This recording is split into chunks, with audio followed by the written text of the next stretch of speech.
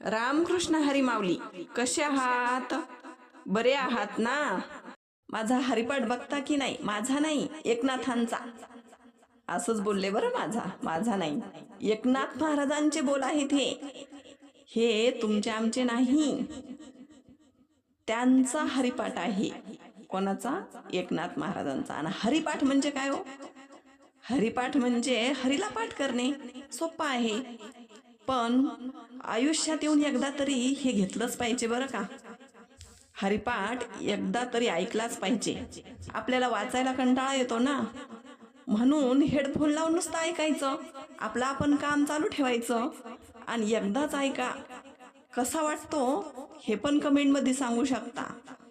पण हरिपाठाशिवाय मोक्ष नाही, हे लक्षात घ्या बरं.